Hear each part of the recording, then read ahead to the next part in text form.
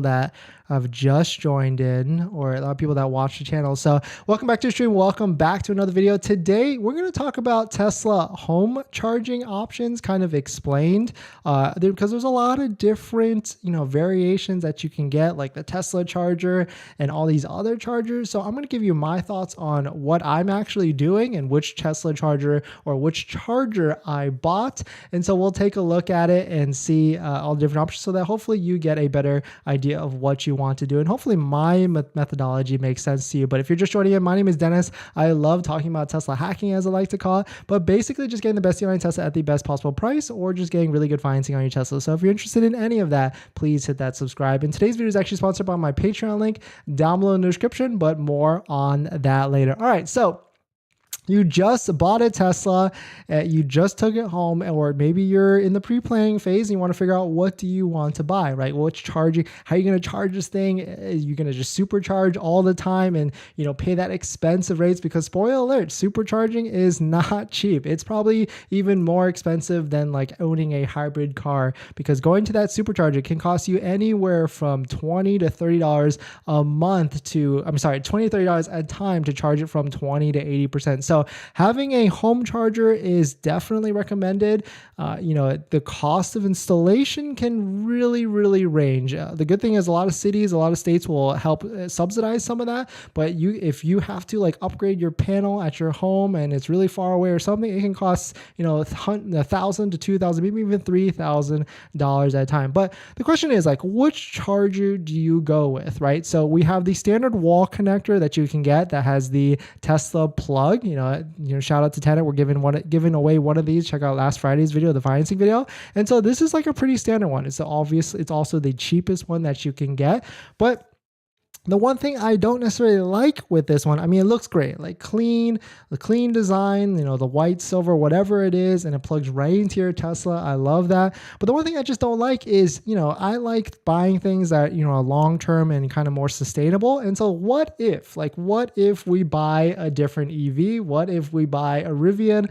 What if, whatever, right? So that's why I like a J1772 plug, because the one J1772 plug is what everybody else uses. Every single other EV out there for level 2 uses this plug. And so it's certainly more sustainable to buy, a J1772 plug setup. But then the question is like, do we buy the Tesla one, or do we buy some other manufacturers and other companies out there? And so I've actually researched 2 of them. And as well, there is actually like a plug over here, which I can show you as well.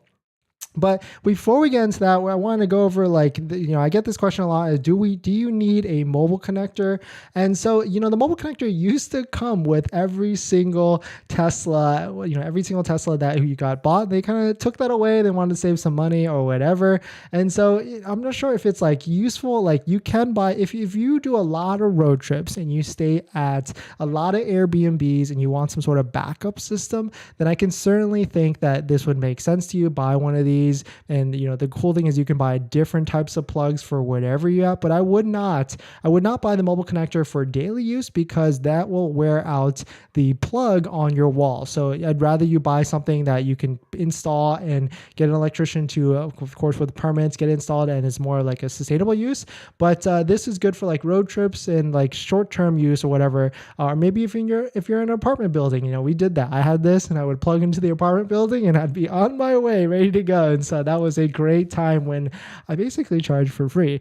But so that's good for road trips and stuff like that. But the question that where I'm at right now in my journey is, do I buy the Tesla J1772 wall connector, or do I go with some other companies that seem to be a little bit cooler and more, advanced with technology? And so I want to know your thoughts too. Like, are you at where I'm at in the decision process? And are you going for the Tesla wall connector or even the Tesla plug wall connector? And so this is where I'm I'm at.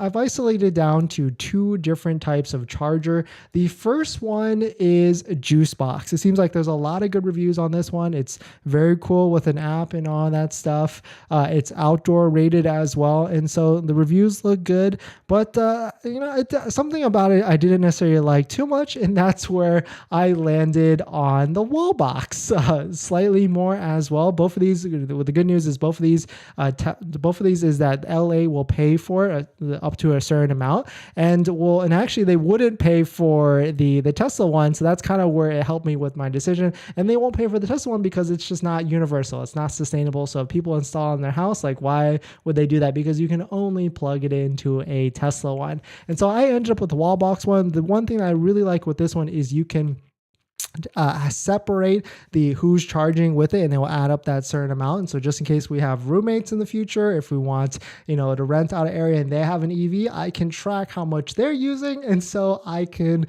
bill them at the end of the day. So I landed on the Wallbox 48 amp. Of course, 48 amp charges at a higher rate, and hopefully with installation, everything, we should be at about like $1,400 all in. LA does pay for $1,000, so hopefully, fingers crossed, we actually get that money back. But that's kind of where we're at on the charging options and for that. So let me know your guys' thoughts on it. What do you think? Do you kind of agree, or do you just going for the Tesla wall charger or wall connector? Which, shout out to Tenet. We are actually giving away a Tesla wall connector. Check out last Friday's video on the financing video if you want to join in on that giveaway. But let me know your guys' thoughts on the charger. Do you agree? That's really it. I just want to film a quick thing on home charging options compared, and my thoughts and like my strategy at the moment for that. But we're going to jump into some of the comments to some of the questions. But before we get into that, this video is actually sponsored by my Patreon link down below in the description, so check it out. If you're just joining in, thanks for